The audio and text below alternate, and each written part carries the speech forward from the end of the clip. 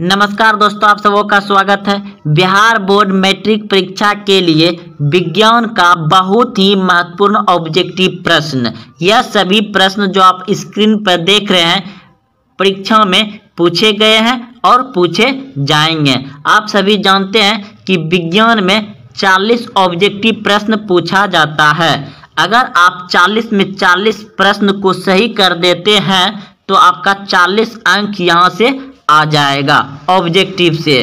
और हाँ, अगर आप अधिक अंक लाना चाहते हैं तो आपको ऑब्जेक्टिव को बढ़िया से समझकर याद रखना पड़ेगा। तो आइए प्रश्न को ध्यान से देखिए, पढ़िए, समझिए और उत्तर को याद रखिए। तो प्रश्न कह रहा है कि अवतल दर्पण की फोकस दूरी उसकी वक्रता त्रिज्या की होती है। तो प्रश्न को समझ गए होंगे। कह रहा है अवतल दर्पण की फोकस दूरी उसकी वक्रता त्रिज्या की होती है। तो आपके सामने ऑप्शन दिया गया है, दुगुनी ऑप्शन बी, आधी ऑप्शन सी, चौथाई ऑप्शन डी, बराबर। तो इन चारों ऑप्शन में से कौन सही है, कमेंट बॉक्स में उत्तर दीजिए अगर आप जान रहे हैं तो देखिए इस प्रश्न का उत्तर हो जाएगा आपका ऑप्शन नंबर बी, बिल्कुल सही है, आधी होगी। अवतल दर्पण की फोकस दूरी उसकी वक्रता त्रिज्या की आधी होती है। अगला प्रश्न देखिए, नेत्र लेंस की फोकस दूरी कम हो जाने से कौन सा दृष्टि दोष होता है।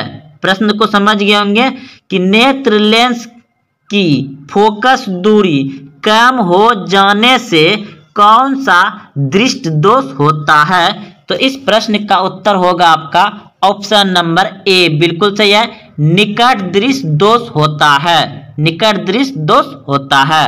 अगला प्रश्न देखिए 3 नंबर, लघु पठन के समय परिपथ में विद्युतता का मापन है।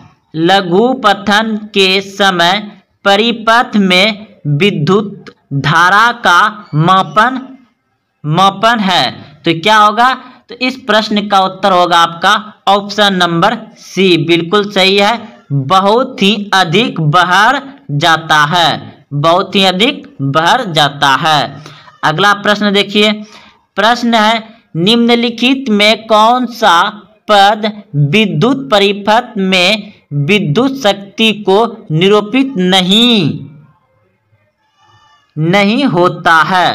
तो इस प्रश्न का उत्तर क्या होगा, प्रश्न को फिर से एक बार पढ़ देते हैं। निम्नलिखित में कौन सा पद विद्युत परिपथ में विद्युत शक्ति को निरूपित नहीं होता है। तो इस प्रश्न का उत्तर होगा आपका ऑप्शन नंबर बी, बिल्कुल सही है, IR²। अगला प्रश्न 5 नंबर प्रश्न है, अभिनेत्र लेंस फोकस दूरी में परिवर्तन किया जाता है।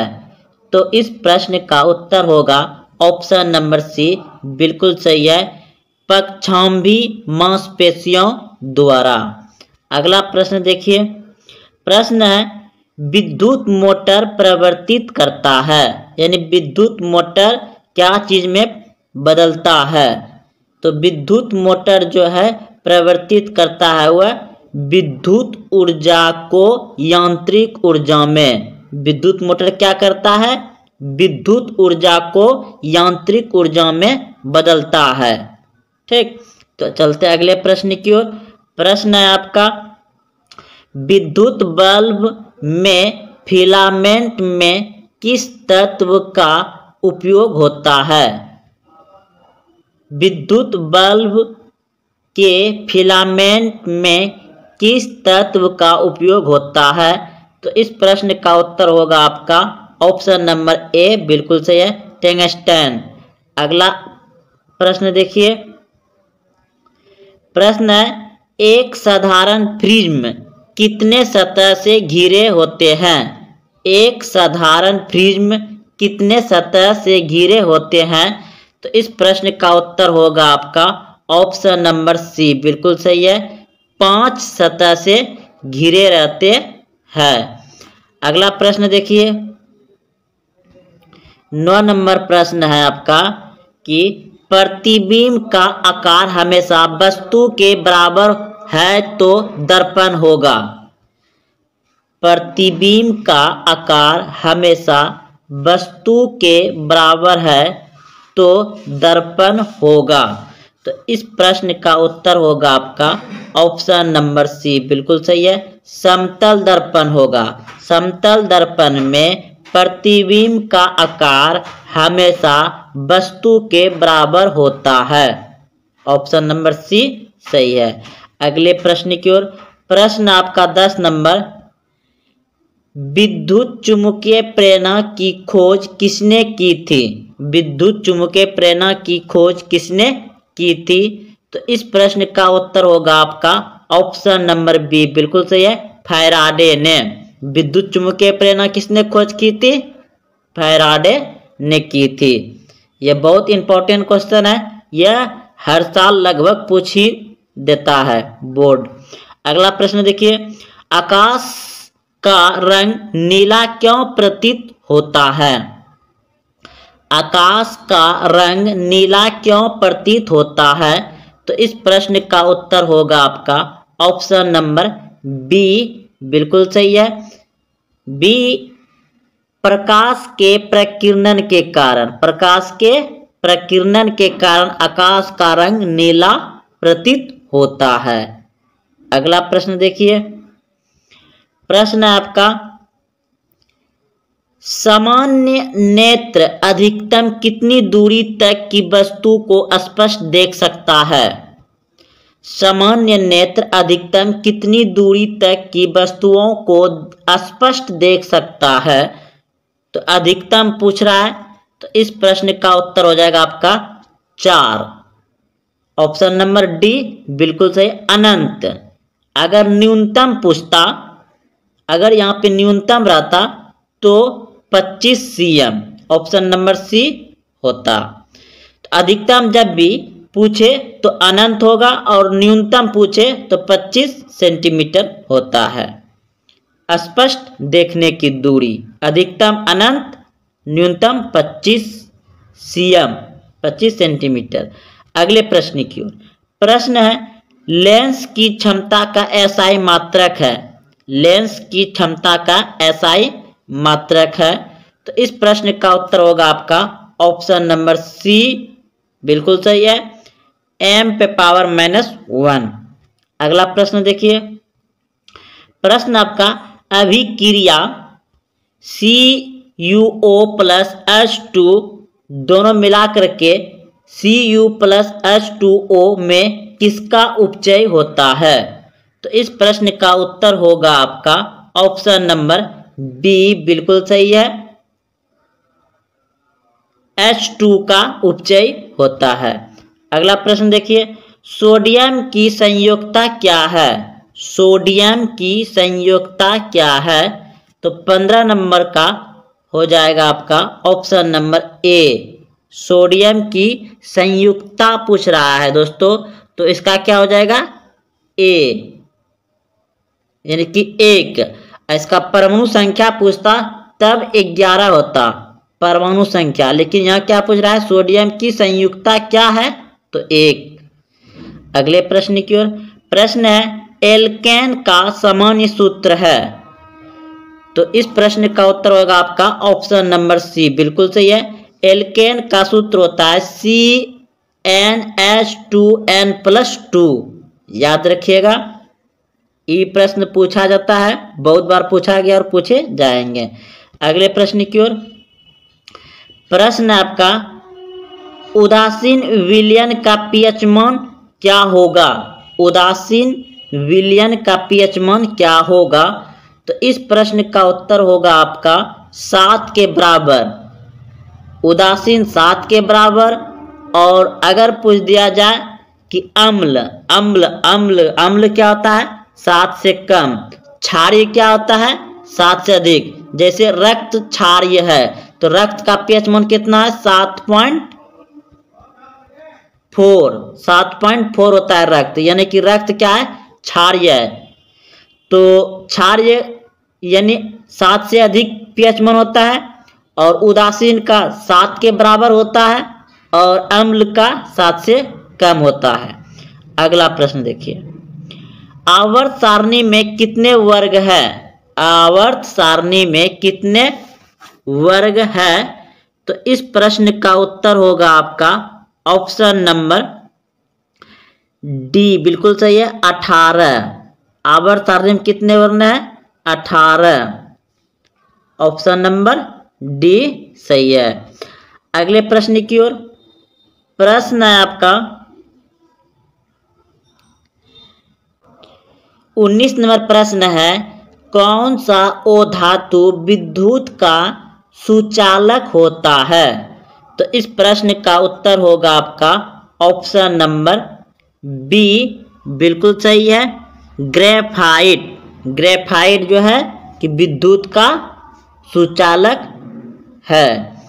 अगले प्रश्न की ओर, प्रश्न है आपका, कार्बन क्या है? कार्बन क्या है? धातु है, अधातु है, उपधातु है, या इनमें से कोई नहीं? तो कार्बन एक अधातु है। ऑप्शन नंबर बी बिल्कुल सही है, कार्बन क्या है? अधातु। अगला प्रश्न देखिए, प्रश्न है, निम्न में कौन दुर्बल अम्ल है? तो निम्न में कौन दुर्बल अम्ल है? तो इस प्रश्न का उत्तर होगा आपका ऑप्शन नंबर डी, बिल्कुल सही है, CH3COOH।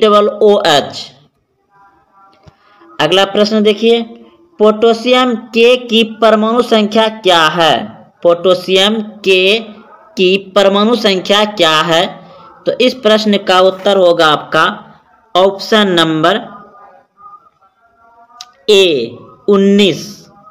पोटेशियम के की परमाणु संख्या कितना होता है? 19। अगले प्रश्न की ओर, प्रश्न है, निम्न में से कौन मुख्यतः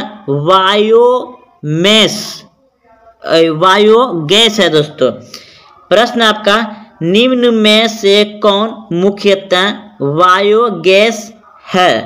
तो इस प्रश्न का उत्तर होगा आपका ऑप्शन नंबर बी, बिल्कुल सही है, CH4 यानी मीथेन गैस। बायोगैस किसे कहता है? मीथेन गैस को। तो चलते अगले प्रश्न की ओर, प्रश्न आपका, साधारण नमक का रासायनिक सूत्र क्या है? साधारण नमक का रासायनिक सूत्र क्या है? तो इस प्रश्न का उत्तर होगा आपका ऑप्शन नंबर बी, बिल्कुल सही है, NaCl।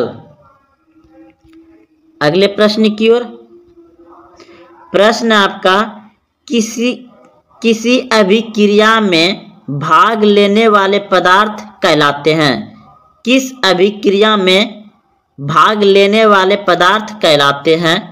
तो इस प्रश्न का उत्तर होगा आपका ऑप्शन नंबर सी, बिल्कुल सही है, अभिकारक। क्या कहलाता है? अभिकारक। किसी अभिक्रिया में भाग लेने वाले पदार्थ कहलाते हैं, क्या कहलाते हैं? अभिकारक।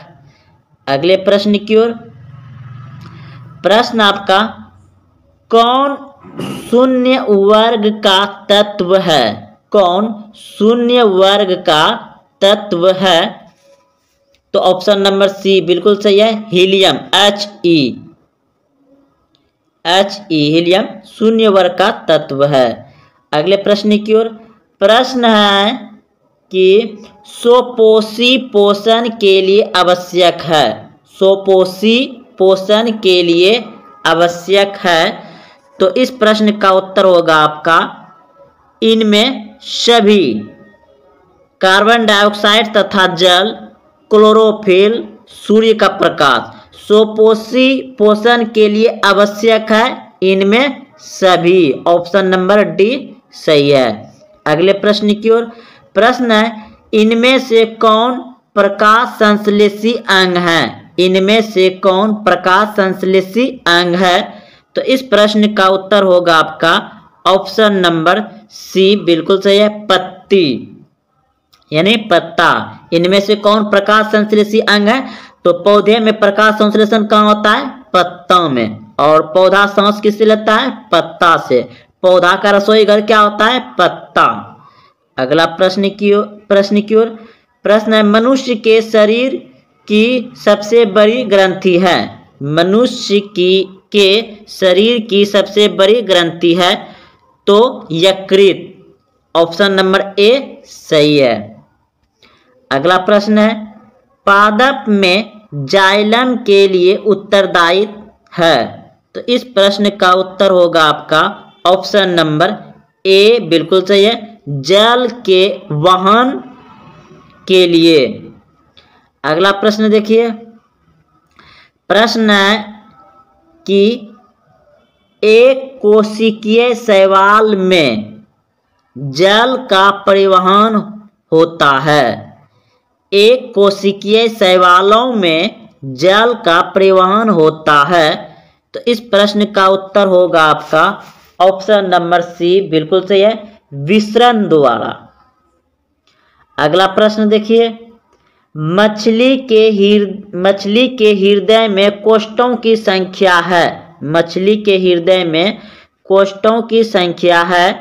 तो इस प्रश्न का उत्तर होगा आपका 2। ऑप्शन नंबर ए सही है। अगले प्रश्न की ओर। प्रश्न, निम्नलिखित में कौन एमिनो अम्ल के विखंडन से बनता है? तो इस प्रश्न का उत्तर होगा आपका ऑप्शन नंबर डी बिल्कुल सही है, बी और सी दोनों सही है। बी और सी दोनों सही है। अगले प्रश्न की ओर। प्रश्न है, ऑक्सिन है तो क्या है?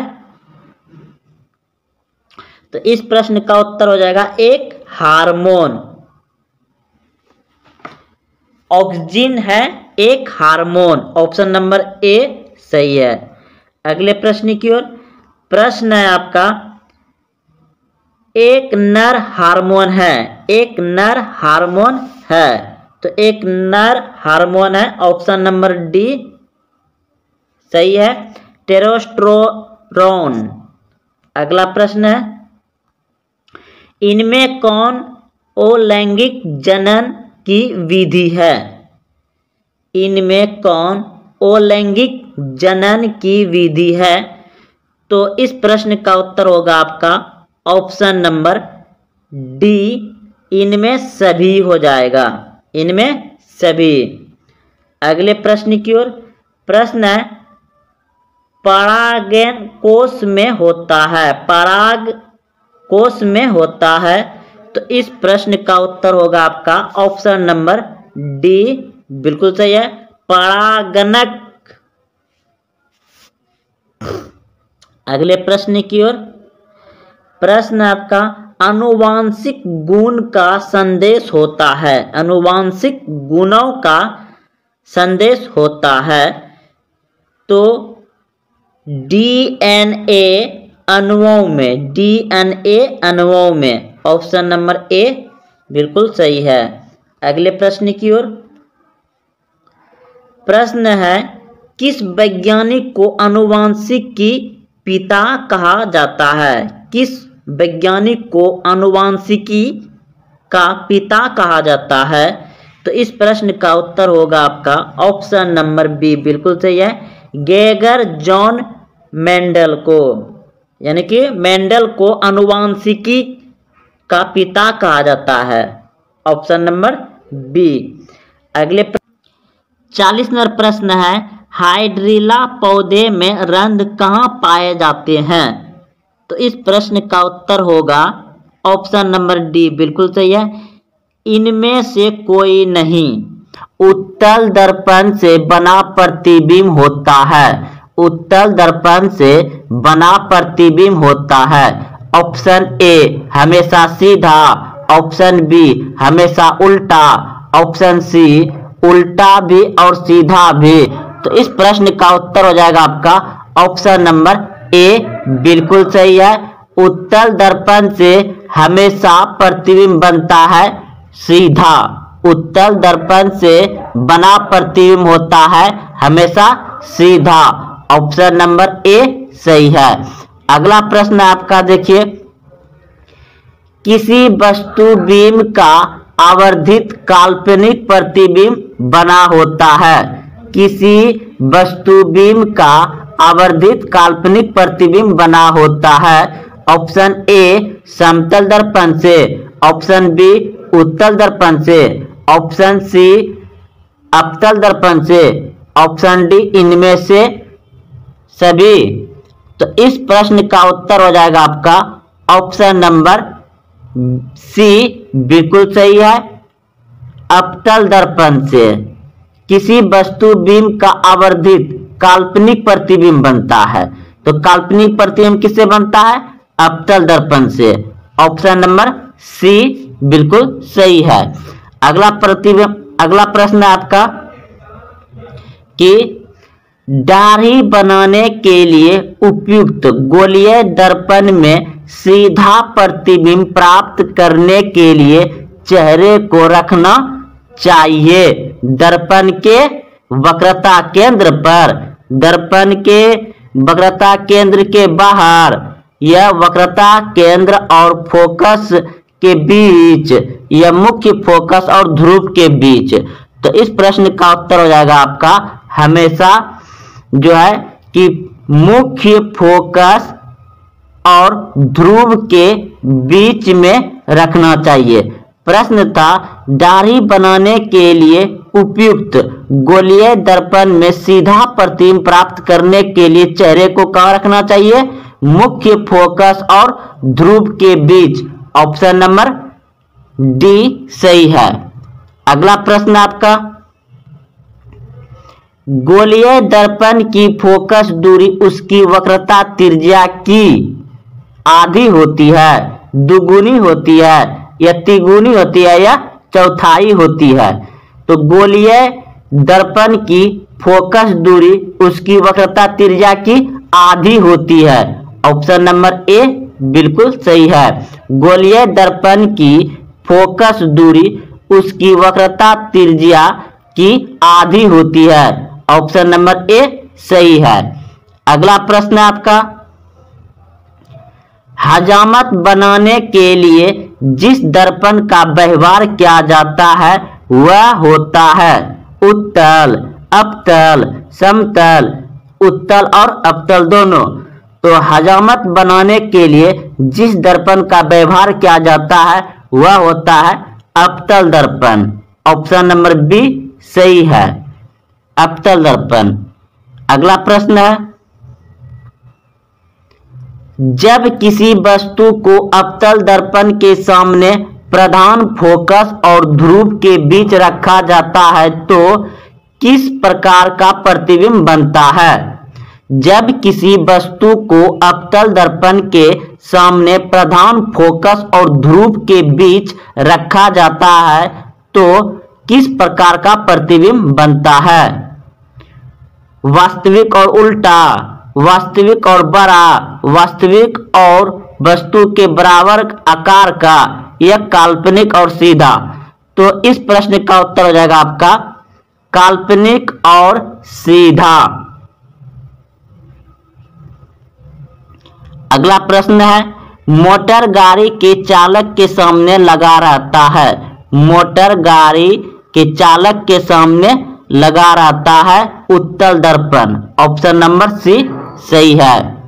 अगला प्रश्न है, जो सतह नियमित रूप से प्रकाश का परावर्तन करता है वह है, जो सतह नियमित रूप से प्रकाश का परावर्तन करता है वह है दर्पण। वह है क्या? दर्पण। ऑप्शन नंबर बी बिल्कुल सही है। जो प्रकाश का परावर्तन कर दे उसे क्या कहेंगे? दर्पण। अगला प्रश्न है, उत्तल दर्पण द्वारा बना प्रतिबिंब होता है, उत्तल दर्पण द्वारा बना प्रतिबिंब होता है काल्पनिक और छोटा, काल्पनिक और छोटा। अगला प्रश्न है, एक अवतल दर्पण की फोकस दूरी 12 सेंटीमीटर है, उसकी वक्रता त्रिज्या होगी। एक अपतल दर्पण की फोकस दूरी 12 cm है तो उसकी वक्रता त्रिज्या क्या हो जाएगी? वक्रता त्रिज्या क्या हो जाएगी? दुगुनी। यानी आप यहां देख रहे संकेत R बराबर क्या होता है? 2f। तो 2 और f फोकस दूरी कितना दिया गया है? 12। तो 2 गुना 12 बराबर कितना हो जाएगा? 24। यानी कि ऑप्शन नंबर बी सही है। अगला प्रश्न है, एक गोलीय दर्पण की वक्रता त्रिज्या 40 cm है तो उसकी फोकस दूरी क्या होगी? तो वक्रता त्रिज्या क्या होती है? आधी होती है, यानी 20 हो जाएगा। ऑप्शन नंबर सी बिल्कुल सही है। आप संकेत में देख सकते हैं F बराबर क्या होता है? R/2।